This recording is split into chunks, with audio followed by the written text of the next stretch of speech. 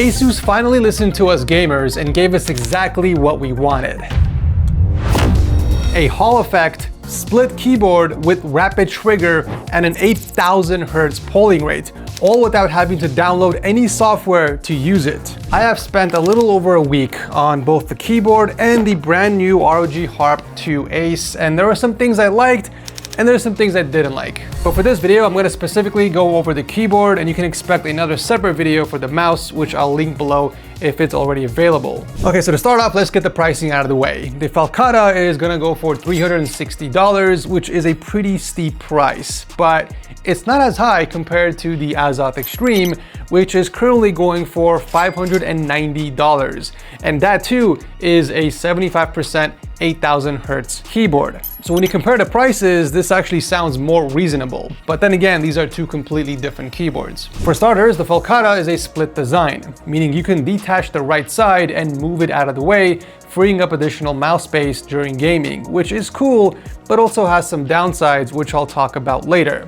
In the box, you'll find both keyboards split into separate sections, along with their very own silicone wrist rest. Below that are two more boxes. In the bottom one, there are some spare feet in different sizes, a spare control keycap, and a keycap puller. And in the other box, you'll find the cables and the rest of accessories. You get one longer USB-C cable for charging the board or connecting it to your PC directly. Then you get two shorter cables in different lengths to bridge the keyboard together. And finally, you get one adapter and one extender. The Falcata has a 75% layout, meaning you get all the crucial keys in a compact form factor, a full set of function keys, directional arrow keys, and navigation keys right above that. Now, when I compare the size of the Falcata to my current daily driver, which is also a 75% keyboard, you can see that the Falcata was able to fit two more keys in the same amount of space. More specifically, the insert and the print screen keys, which is something I use often. They're able to do this with the absence of the volume knob on the top right corner. But it also has an extra Copilot shortcut on the bottom, which can be replaced with a spare control keycap that it comes with. On the left side is where you'll find the control hub, giving you easy access to adjust various settings right on the keyboard. The button up top allows you to cycle between 6 different menus. The scroll wheel lets you adjust the level up and down, while pressing it activates a third action. Now, for example, if you're on the volume menu, using the wheel will adjust the volume, and pressing it will mute or unmute your current output. What's also cool is that the LED sidebar will showcase dynamic light effects that reflect the adjustments in real time. Towards the edge, you'll find a toggle switch that activates rapid trigger feature for the WASD keys. Right next to that is the input toggle, allowing you to switch between the 3 modes, and the best part is that you don't need to download any software to use it. After plugging in the 8K receiver into the PC, a notification will pop up taking you to Gearlink, which is a web-based software. Think of it like VIA, but for ROG peripherals. Over here, you can control and customize the settings on the ROG compatible devices, and I'll go over more later in this video. Okay, so next to the input switch, you'll see 2 USB-C ports. One is to plug the keyboard directly into your PC or into a charger, and the other is used to bridge the other half. Now, you can use the shorter USB cable if you don't plan on splitting the boards, or you can use the longer cable if you plan to. But either way, you have to bridge both keypads since they are not independently wireless. The 8K receiver is tucked away in its own pocket on the other side of the keyboard, and what's awesome is that you don't need a separate polling rate booster like on other peripherals. This means the back of your PC will actually look less cluttered. I feel like an 8000 Hz polling rate should be the minimum spec on a premium gaming keyboard in 2025 and beyond. I mean, you get virtually no latency. We're talking just 0.0125 milliseconds of delay, making this one of the fastest gaming keyboards in the market. Turning the keyboard over, we can see a bunch of rubber feet with mounting holes in the middle, allowing you to install the included feet to adjust the tilt angle. You can do a tenting tilt and a flat tilt using both feet, up to 5 different angles to suit your preference. The included silicone wrist rests are very nice, and I love the fact that you can attach them directly to the keyboard using the smaller holes in the back. I think the overall design of the Falcata is great for those who prefer the split design, but for me personally, it's just not my cup of tea. I mean, don't get me wrong, I love the extra mouse space during gaming, but I often find myself connecting the second piece back together just so I can type something, and it becomes very frustrating during gaming. For context, I play the finals and I'm always grouped up with teammates that have a brain capacity of an NPC, so I'm often cursing them out in the group chats. So imagine my frustration always pulling in the second board just to type something and then pushing it back out. Even between games, I like to alt-tab and multitask while the next game loads. I can't do that with just one side of the board. So having a split keyboard just doesn't do it for me, unfortunately. I mean, if I really need the extra mouse space, I just push the entire keyboard to the left side and angle it, giving me plenty of space for my mouse. I'm also using our mouse pads, which are very wide, 900 millimeters wide, which has plenty of room for both the key and the mouse. So I never run into that issue. Okay, let's talk construction. So the top plate is made out of aluminum and it spills over to the sides, giving a very clean and smooth finish. The rest of the body is made out of plastic, but it's built like a tank. There is practically no bowing anywhere on the deck. The scroll wheel is also nice and firm to prevent accidental touches. The menu button has a satisfying audible click when pressed, and the silicone wrist rest is comfortable and smooth to the touch. Overall, no complaints when it comes to the build quality. Then again, for a $360 board from ROG, I did not expect anything less. The Falcata is using ROG's new HFX V2 magnetic switches. In short, they are linear, speedy, and creamy.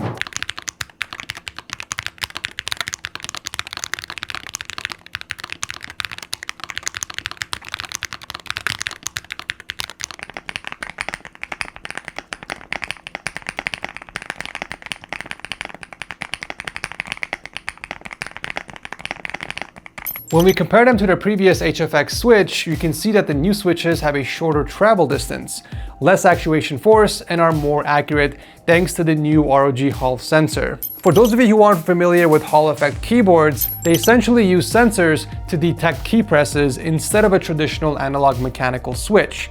And this is done using a magnet with a Hall sensor underneath, which will measure the key press and convert it into an electrical signal.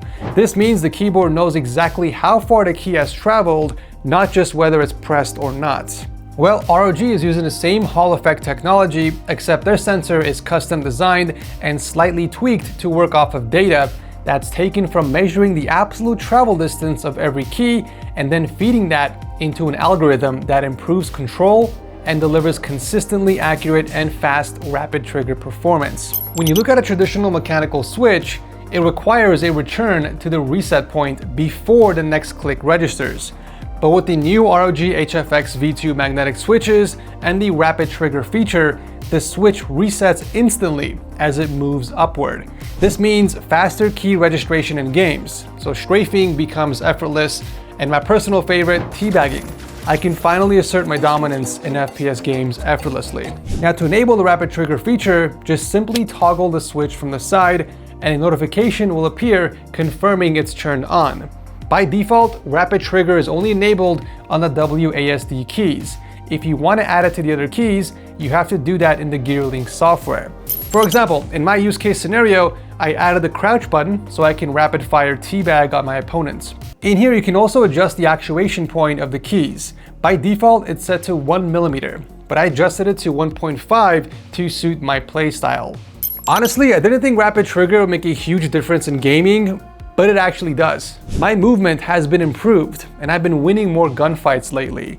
This is also thanks to speed tap, which is another setting I have enabled on my keyboard. This allows me to strafe more effortlessly compared to my opponents. On a standard keyboard, pressing two opposing directional keys together results in no movement. As you can see here with the speed tap off, if I strafe to the left by holding down the A button, and if I press the D button at the same time, my player stops. But if I enable speed tap and do the same thing, you can see that as soon as I press the other key, my player begins moving in that direction. Using speed tap helps me dodge oncoming bullets and win more gunfights. In fact, I'll let you guys be the judge. Can you tell which of these has speed tap and rapid trigger enabled? All switches and stabilizers come pre-lubed with 4-layer dampening and gasket mounts. The Falcata uses 2 Poron and 2 silicone layers to absorb keystroke vibrations and pinging noise, providing a soft, cushiony, and creamy typing experience. Speaking of typing experience, the Falcata is using ROG PBT double shot keycaps with shorter stem height to reduce key wobble and provide a more comfortable typing experience. I haven't seen any keys wobble or tilt in any direction. However, I do have to say that I don't quite like the keycap for the spacebar, particularly the side or the edge of it. It's a bit sharper than I prefer. I mean, it doesn't hurt me while I'm typing, but it just provides an unpleasant feeling when pressing on it with the side of my thumb. I wish it was slightly curved. The rest of the keys, however, are super comfortable to type on. I'm able to reach all the keys easily without any issues, although there has been some times where I accidentally hit the Copilot shortcut with my little finger. I personally don't even use Copilot, so I ended up swapping the key with the spare control keycap that the board came with and remapped the key on Gearlink. Battery life is incredible on the Falcata. I got really close to the advertised 200 hours of battery life without any RGB. In my testing, the keyboard lasted the entire week with an average of 7 hours of use per day, and I ended up with 75% battery life. This means if I continued to use the keyboard without charging, it would have given me 196 hours of use before running out of charge. The good thing is, the board charges very quickly. A 30-minute charge gives the board about 25% of juice, which means it only takes 2 hours to fully charge from zero. One of the biggest welcoming changes from ROG in general is that you don't have to download software to use their peripherals. The sad truth is, a lot of people just don't like using Armory Crate. It uses up a lot of resources, it's buggy, and sometimes it just refuses to work. So having web-based software to control the peripherals was a genius move by ASUS, and honestly should have been done ages ago. Gearlink is the answer to everyone's prayers. Just simply plug in the receiver to the PC, a notification that pops up taking you to the website where you can sync the device. On the main page, you have access to change any setting you want, from key assignment to function key remapping and analog triggers, like adjusting the actuation point, rapid trigger, and enabling speed tap. But you can also customize the multi-wheel, the RGB lighting, and tweak the power settings. One thing I did change in here was the idling timer. It was set to 3 minutes by default, which is way too long. So I changed it to 1 minute to preserve the most battery life. The Falcata has officially raised the bar and set the standard of what a gaming keyboard should be. Magnetic switches, Hall effect, rapid trigger, 8,000 Hz polling rate, and an incredible battery life. However, with that said, it's definitely not for everyone. I think the split design is a bit of a gimmick, at least for me. I mean, it's nice that you get more mouse space, but I feel like it's targeted for a very small niche of gamers, mostly competitive gamers who play 8 hours a day and have no social life. So having access to the other part of the keyboard to type something out, I feel like is not going to be useful to them because they're going to mostly just play on one keypad the entire day. I mean, personally for me, not having the ability to type or use the full keyboard between matches without having to connect them together is inconvenient. And I want to go on record and say that if ROG decides to make a full non-split version of the Falcata, also in the color white, then I would easily switch over to this board. I've also noticed there is a learning curve with the Falcata. It took me a solid 3 to 4 days to get used to the speed of the board. I mean, this is a very fast keyboard. From the latency to the actuation point in the keys, I mean, I was hitting all sorts of different keys, accidentally jumping, switching off my weapon, and randomly activating Copilot in mid-game. You gotta understand, like, this is not your average gaming keyboard. The actuation point of these magnetic switches are much smaller than on a traditional mechanical switch. And as a result, you can easily press a key without even realizing it. To simply put it, the keyboard was much faster than me and my reaction times. Like, I was literally bottlenecked because I wasn't able to keep up with the speeds, which sounds funny. For beginners, I do recommend adjusting the actuation point on the board to be a little bit more forgiving, and then you can get more aggressive with it once you're comfortable. Okay, my final rating on the Falcata is a solid 9 out of 10. Really awesome features. The split design just doesn't do it for me, but again, to each their own. But overall, a very solid board from ROG nonetheless. If you guys want to check it out, I'll drop a link to it below. If you want to also check out the Harp 2 Ace review, I'll drop a link to it below if it's available on the channel. Thank you guys so much for watching as always, and I'll see you in the next one.